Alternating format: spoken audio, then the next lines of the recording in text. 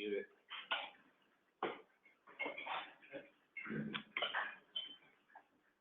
Good afternoon, everyone. Let's see. New Haven, can you hear us? Can you hear us, New Haven?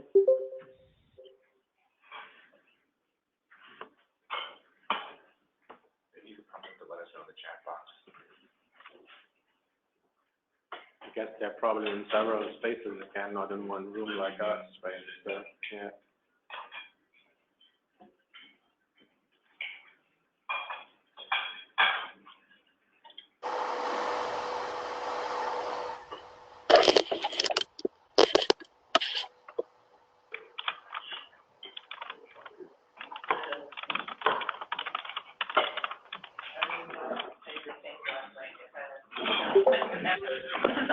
Don't say anything.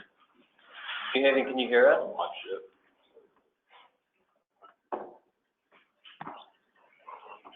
Hey Rob, are you there? Go one by one. Maybe sitting for that. It might be it. We'll get started. I think we'll probably get, Okay. we'll have the session recorded, so. Okay.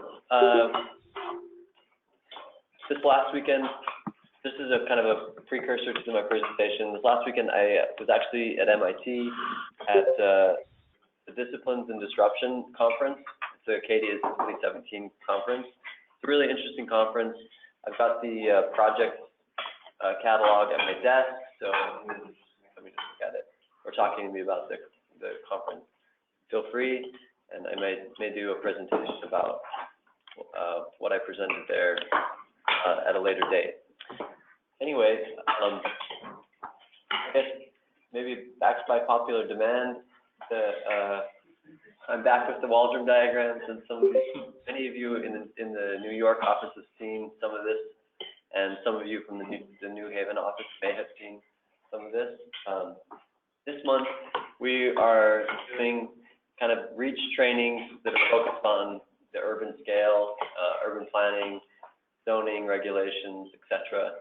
And so as a motivational Monday to kind of get the month started and kind of really dive in, we're going to be focused today on the Waldram diagram, which is a complicated portion of the New York City zoning ordinance in Midtown that being able to figure out how to resolve it computationally makes it a lot easier for us to design iteratively in a fast way when dealing with towers in New York City and Midtown.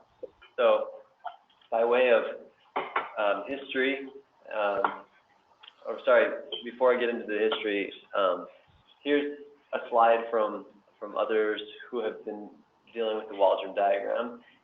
This tower here on the left is being built right next to Grand Central Station, and they were able to really optimize the mass of the tower in order to accommodate the zoning ordinance and be able to negotiate that relationship in a way that was able to optimize for the best result possible, kind of dealing with several variables in order to come up with a design solution that met a lot of requirements in the most optimal way.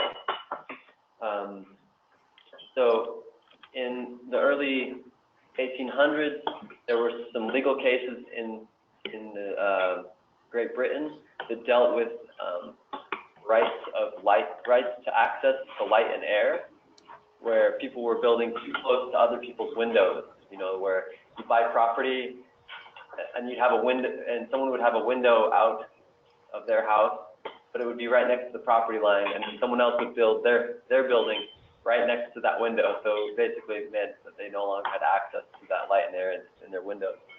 So as a part of that, they started to kind of try to quantify how much access people had the rights to in terms of light and air.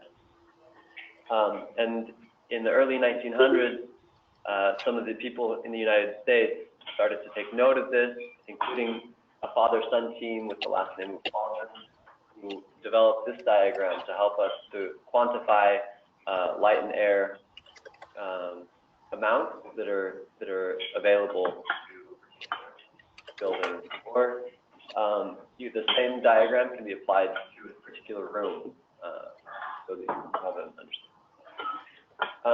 So backing up just a bit, in 1870, the Equitable Life building and its I guess younger brother that replaced it after it burned were very intrusive, large structures that people were not ready for, and that they just were very in your face in terms of their size, their scale, and they really kind of weren't playing very nicely in the urban environment. And so, as a result of these buildings, they developed a code to try and minimize the impact that the urban structure can have on its neighborhood. And so in 1916, they established this zoning code, and it was the first of its kind, and it really started to shape the United States and the world in terms of providing some legal framework upon which people would be able to build and develop in a way that was friendly to its neighborhood. I think, just as a side note, I think that Pelli Clarke Pelli has always been interested in being a good neighbor. I mean, that's one of the tenets of Cesar Pelli's work, has been trying to negotiate art and architecture and design, and at the same time be able to provide an opportunity for a dialogue within the greater framework of the neighborhood. And I think that's what we strive for, and we've done a really good job at it over the years. So here's the Ziggurat Zoning that I was talking about, and this has played a large role in the way that New York City buildings developed in the early part of the 20th century. This is an illustration from Hugh Ferris's book, The Metropolis of Tomorrow, where he's kind of illustrating how the form-finding exercise happened with these buildings, essentially. You have this sky exposure plane or setback that requires you to taper your building to allow for greater amounts of light and air to reach the street. And in the 1960s, we had a replacement of that zoning code, that an as-of-right zoning ordinance, which meant that you could get away with an extruded tower because you were going to give up something else. Like this plaza meant that setting back the tower meant that you could have an increased amount of mass than you would otherwise be able to with these offsets, essentially. And in the 1980s, that was kind of further developed with the use of the Waldram Diagram in the zoning code. So you can accomplish zoning either kind of the base case way, where you're just using that sky exposure plane you can see on the screen there, and just making sure that your building falls behind the sky exposure plane. But if you're interested in doing something a little more non-conventional, and your building is going to fall outside of the sky exposure plane, then running the analysis of the Waldram diagram makes it so that if you meet a certain qualification with your calculation, then you can build that building as long as it meets those requirements. So here's a hypothetical Waldram diagram solution set where the score is 77 based on the three streets that this tower sits adjacent to. And so what you're looking for is a score that's over 75, and that becomes an average of the scores of the streets that your building is adjacent to. So as part of my work here, I've developed a Grasshopper script that deals with Waldram diagram calculation. And so just kind of to run through the script quickly, essentially you have few steps. You have initial inputs, which are here at the top, and those initial inputs are things like the lot line, etc. And then after you do those initial inputs, and I'll get further into those initial inputs in a second, but after you do those first initial inputs, then you tune each of the Waldram diagrams themselves. So this one allows for 6 different Waldram diagrams, as if you had a building that's a corner lot on 3 sides, essentially. And so then you would derive a Waldram diagram twice for each street, one from each corner of the lot. And then after you've done that, then there's an analysis that takes place where the Grasshopper script gives you your score and gives you information about how that score impacts the rest of the scores, and that will give you better feedback in designing a better tower the next time. Mind you, whenever you run this script, because it's fairly complex, it takes a minute or two just to kind of organize the information and then spit out the scores. If you're trying to do form binding using the Waldram diagram, at the end I'll just touch on using computational solvers to kind of speed up this process and be able to really focus in on the results you're interested in. This presentation isn't focused on that portion. It's more focused primarily on the Waldram diagram itself. So first you want to scale. There we go. First you're going to want to determine the actual property line. That's an important aspect of the Waldram, is understanding what exactly are your constraints. You're going to want to determine what the street adjacencies are that your building has, and those are very important in calculating the solutions to the Waldram diagram. Next, you're going to take, this is kind of one of the most obscure rules of the whole zoning ordinance, is that you take the edge of your lot and then you project a viewing location 250 feet in the other direction, and then from that point is where your vantage point is that you start to do your calculations for that particular Waldram diagram. And then from that vantage point, you take a projection plane that is a cross section of the site, and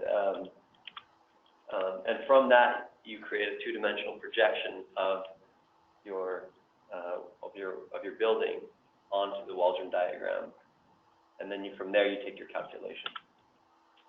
And then in addition to that, you need to derive your street collection, which goes back to what I was talking about a minute ago. But essentially, that street collection is from one point to the other point, a viewing. And so those would be your street collection. And then lastly, you need to establish kind of a general idea of what your facade material is. And the reason this is important is when you get to the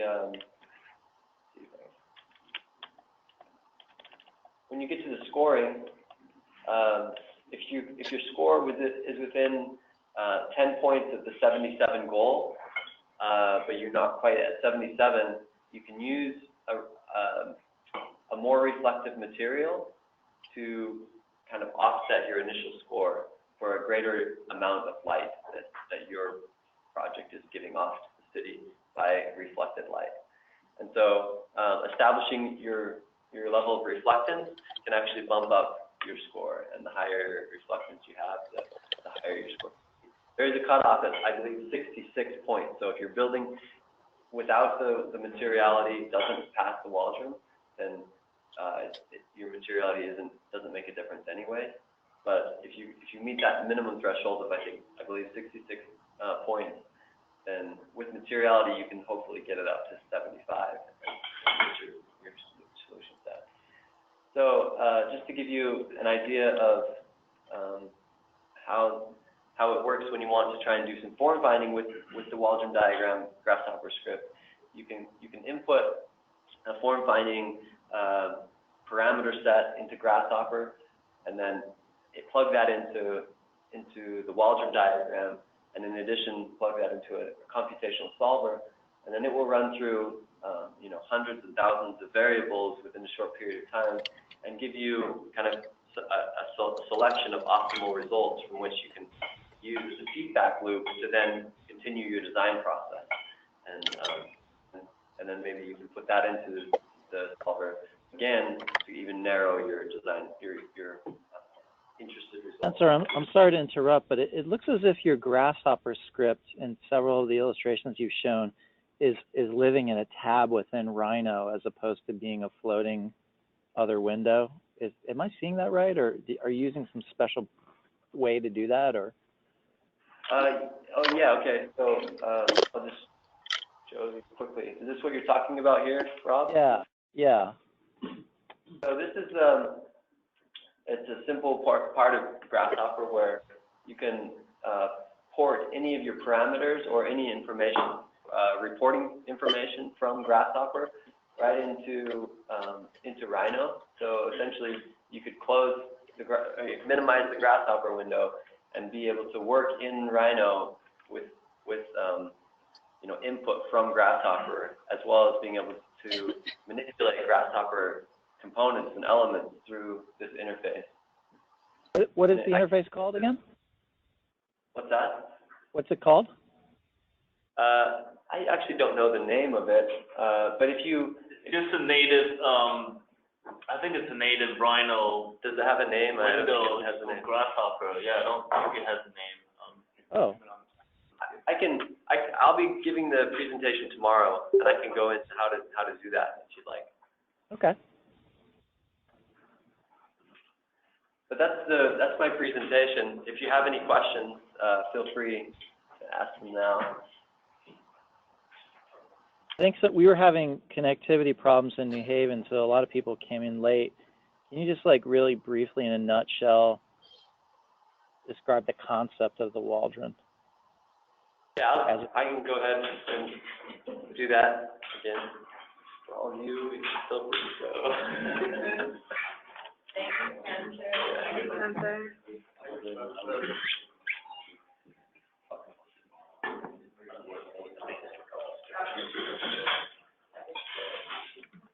Okay, New Haven, since New York just heard my presentation, I'm gonna let them exit, and I'll just kind of do some of the presentation over again so that you can be up to speed.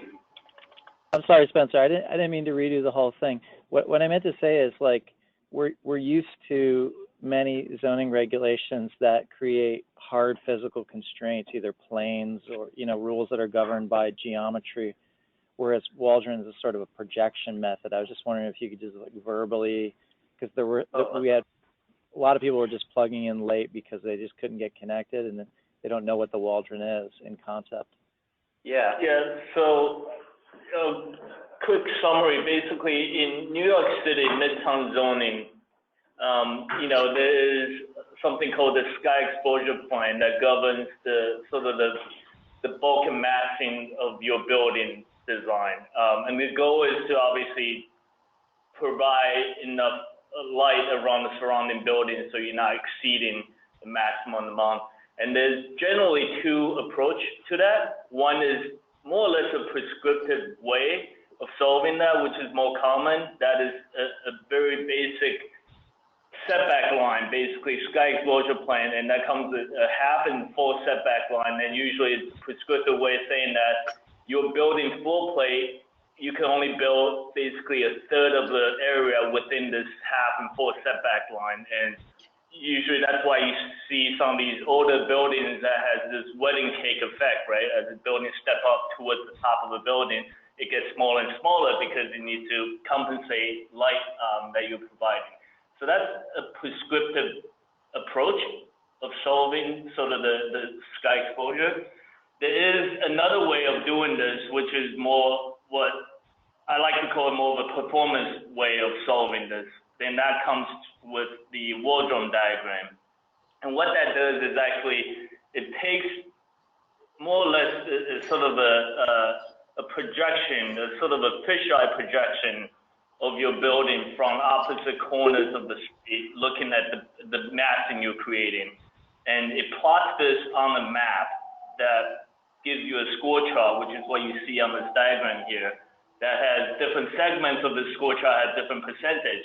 And basically plots this and you average all your score, and there's basically a score that you have to meet. And this, historically has been, at least in New York, it's been done through this one guy, Michael Pelli, that does this. And he's a guy that sort of, he didn't develop this, but I think he's the one person that everybody goes to have this done. And that's a process of, weeks when you send in the massing, you get back the results, and he literally hand plots these points on this graph that you get. So the Waldram is sort of this performance-based way of evaluating if your building complies, your building massing complies with the sky exposure envelope, and what Spencer and the office here developed is this script, this Grasshopper script that allows you to run this at a much quicker feedback loop. But Spencer could go back in and tell you, explain a little bit more detail. But that's kind of what the Waldram is, essentially. I think, Jimmy, what you said, you really boiled it down in saying that most traditional methods are prescriptive. In other words, everybody follows the same math. You start at the street wall, you go up 90 feet or whatever, jog in 10 feet, and then there's a ski slope. Everybody has that same vase if you follow a prescriptive method.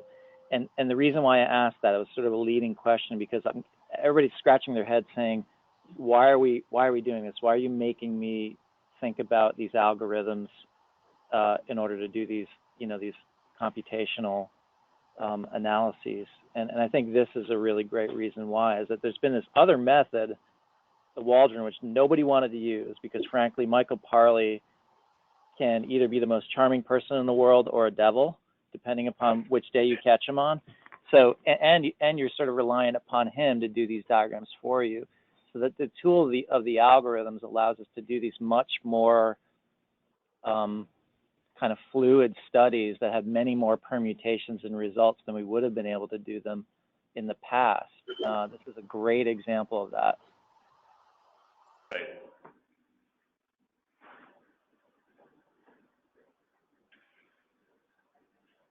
This slide is great. I love, Hugh Ferris stuff.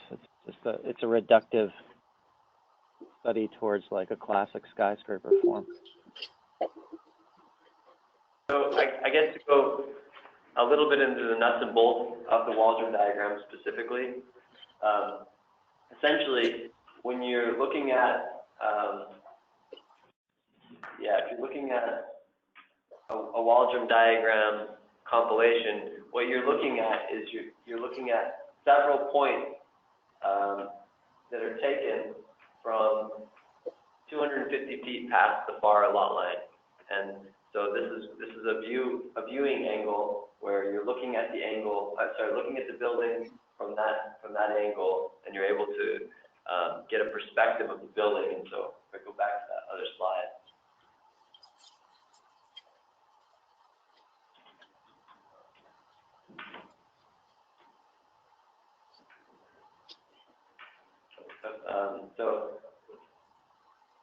So this is one of those viewing angles, and it's plotted two-dimensionally onto the Waldram graph.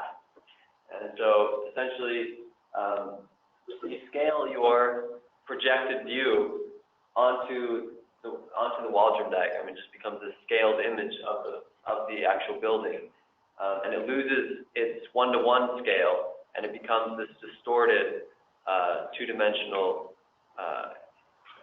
kind of version of your building.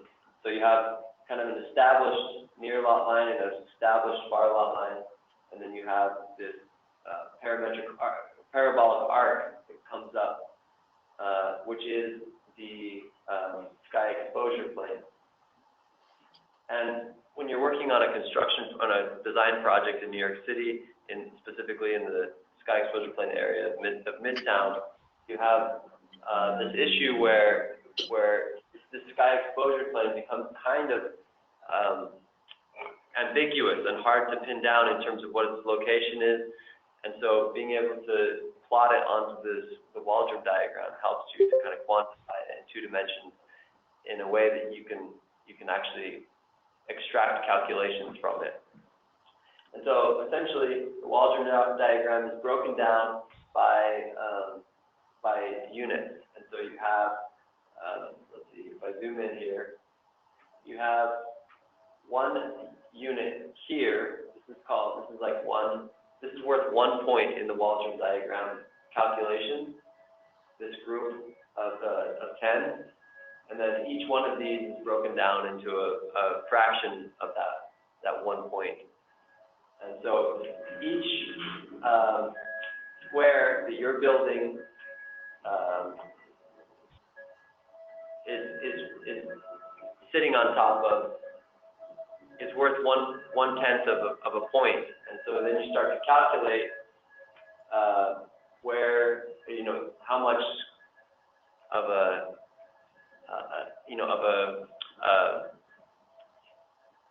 how much your building is actually in the negative in terms of this scoring method. And one thing to take into consideration is that below the 70-degree line, those points are counted for you, and the points above the 70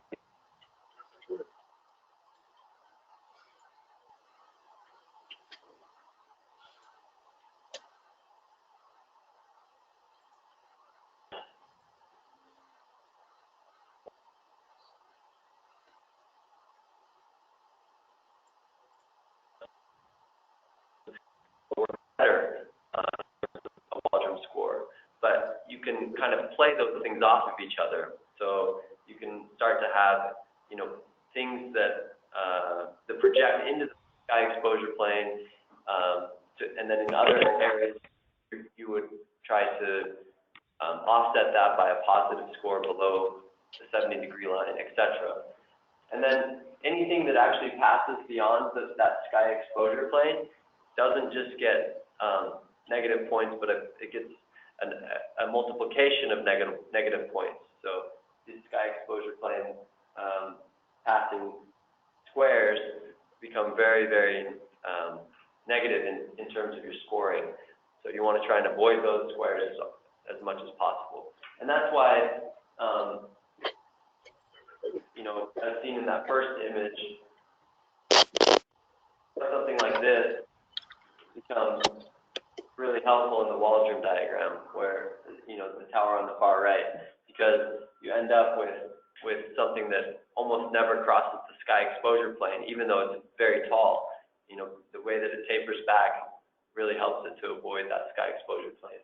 And this one is a unique situation because it does have street frontage on all 4 sides.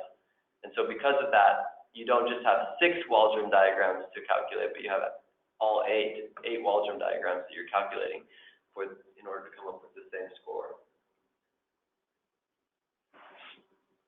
So just to kind of finish out, tomorrow we'll be doing a tutorial on kind of basic zoning where you're dealing with a half and a full setback, sky exposure plane setback, and we'll be doing a basic Grasshopper script to help you to calculate and to compute,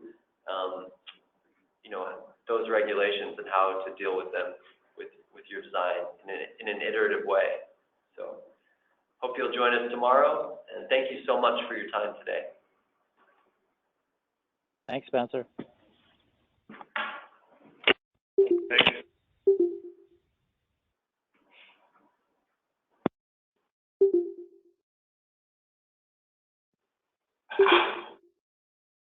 this phase.